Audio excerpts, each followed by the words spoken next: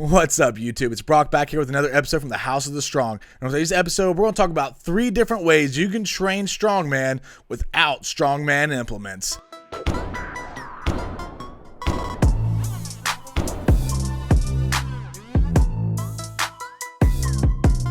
Last week, we released a video talking about the Shaw Strength Soft Belt. Now, after we produced that video, we had some questions about how do I train strongman, being that I don't train at a strongman gym. So there's a couple different ways that we can train without having the strongman implements readily available. Now, it does take some creativity, a little bit of ingenuity in order to do so, but you can definitely still train strongman, albeit a little bit differently, and still be able to reap some of the benefits that will carry over to actual strongman events and implements. So that's what you're going to see on today's video. The first one we're going to talk about is the yoke. Since we did the equipment review with the Evolution Athletics belt last week, we've had some people ask about training strongman in a traditional gym. So we're in a traditional gym, there's no strongman equipment here.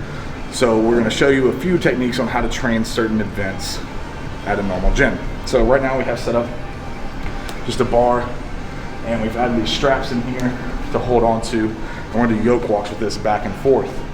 Now this is a simulated yoke. There are companies out there, Spuds, they actually make a strap that goes onto the bar right here and it hangs down. You can hang the weight down from it as well. You can use chains to do that to achieve the same effect if you wanted to.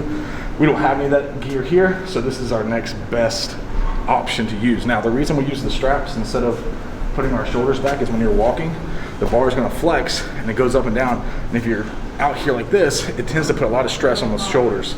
So I like to use the straps because I can hold on to those underneath, and it doesn't put as much stress on my shoulders. All right, so when you're using this, you want to make sure that you have your straps evenly placed. So I put them at the rings right here. And then when you come over here, make sure you got to pull the bar into you. If you don't pull the bar into you, it's going to roll off your back. So normally in a normal yoke, you'd be like this, right? This would actually all be attached and you'd be able to pick up the yoke like this. And that's another reason why we use the straps right here. It's like I said before, if you're trying to get up in here, it's gonna put a lot of pressure on your shoulders. So putting it right here helps you save your shoulders right here. And then now I'm able to get up and I'm able to walk with it. These are just regular lifting straps that can wrap around the bar like so. I'm gonna do it just like I'm gonna do a squat. Up.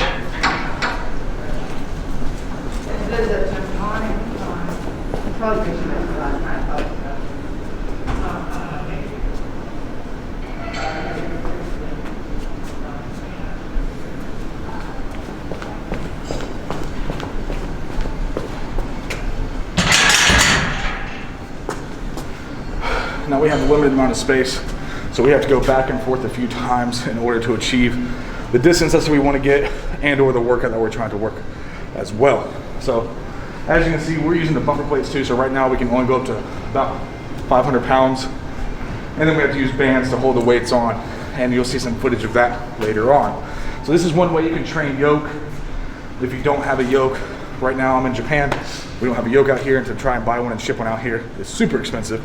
This is our next best option to train for yoke. Some important things to note about whenever you're using this is to use some sort of strap or something to be able to take the pressure off your shoulders. You see in the video that I mentioned that if you don't use straps and you try to use it like a regular squat bar, it's going to put a lot of pressure on your shoulder joints, especially when you're walking with the heavier weights. We're using a stiff bar too, so it bounces a lot, creates a lot of pressure and puts a lot of torque on the shoulders. So that's why we use the straps to be able to take some of that pressure off. You'll see that I will put in a video of me doing it for the first time and I didn't use the straps, and afterwards, the next few days, my shoulders were absolutely tore up. They were in a lot of pain, and most of it was due to from that exercise. For the next exercise, you see us use 2 barbells for the farmer's carry. And you see in the video, I do talk about how it is harder to use a regular barbell because the barbell does spin, whereas a farmer's handle will not spin. So when you're doing that, it does make it more difficult for your grip. But on the plus side is that you're actually able to train your grip while doing this. If you do want to go heavier, and which I do, and you'll see in another video, I have to use straps to go heavier, which is okay because it still allows me to train the movement and still allows me to have some carryover going into a real farmer's. All right, so for the next exercise, do a frame carry. Now, we don't have a frame, so we make the best that we got with. So we're using regular bars now that they spin, right? So when you go to pick this up, it's going to force your hand to kind of go like that. So it's really hard to keep underneath it. So it's really hard to go super heavy on these, but we're going to give it a go anyways and see what it looks like.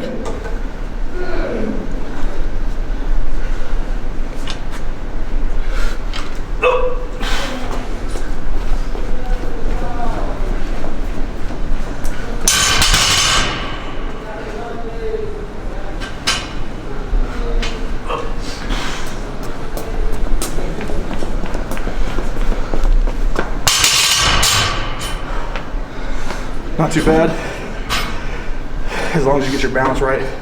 When you grip it, if you get your balance off, it's going to tilt forward, it's going to tilt back. It's going to get super difficult. But the harder it is now, the easier it'll be when we actually get an actual frame and be able to use it. I will say, as a reminder, if you are going to do farmers, you do have to deadlift this off the floor. So if you're doing this a part of your training, you're throwing this into your training, make sure that you are aware that this is actually going to be also testing your hamstrings and your back while you're trying to deadlift. So if you're doing this after a heavy deadlift session, or you're doing this after a heavy leg day or something like that, it's probably going to be a lot harder to do so. So just keep that in mind whenever you go to throw this into your training rotation. And the third exercise, and I don't talk about this in the gym at all, but this is going to be an Atlas stone. Now, it's really hard to replicate this, so I just kind of threw something together that I thought would work, and it actually turned out it did work. So we used the bumper plates, and we basically used bands to hold them together. And then we also had a 25-pound medicine ball that we used as well to help create that kind of pressure that you can create while using an Atlas stone. Now, this isn't going to be an exact replication of an Atlas stone, because it is cylindrical and it allows you to grab on a lot better than you would a traditional Atlas stone, because that's round and this is not. This is more cylindrical. So it does make the gripping part a little bit easier.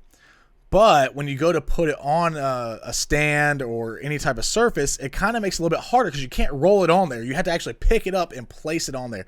So there's a little bit of trade-off when training this way. You don't necessarily have to use the medicine ball. You could just pick it up and put it straight against your chest. But we had the medicine balls there, and it allowed me to press in, I think, a little bit harder, because it did cushion it a little bit, and was able to put it up onto the platform. Now, be careful when you're doing this, of course. As you can see, we had to put two rogue boxes on top of each other in order to do this, because there wasn't one singular one that was large enough.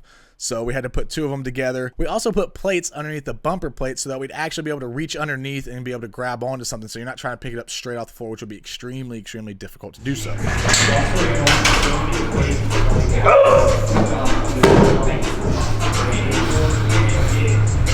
Come on! Come on!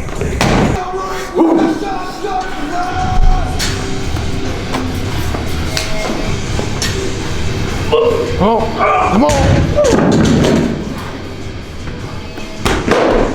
So on that last attempt, the heaviest we went was 205 pounds. It is 180 pounds of bumper plates plus the 25-pound bag. So that was 205 pounds. Also, I will say, when you do it this way, it's going to be extremely difficult to try and lap this. Just the way it's shaped is, like I said, it's shaped more like a cylinder. So it's kind of hard to lap it, because it is narrow, so it's not going to go across your thighs or sit there kind of the same way an Atlas stone would. You can try and lap it, and maybe next time if I add some more weight, I'll probably take the ball out in order to add more weight to it. And that was pretty much just a one motion for the 205 pounds. So that is another way that you can train an Atlas stone. And those are the 3 ways you can train some strongman implements at your home gym or at a commercial gym without having the real strongman implements to use. Comment down below what other implements you want us to try and replicate without having strongman implements. That's all for this week's episode on the House of the Strong. This is going to be a series that we're going to do, so stay tuned for more episodes on how to train strongman without strongman gear. I hope everybody's doing well, having a blessed week. Go out there and be strong, and we'll check you guys later.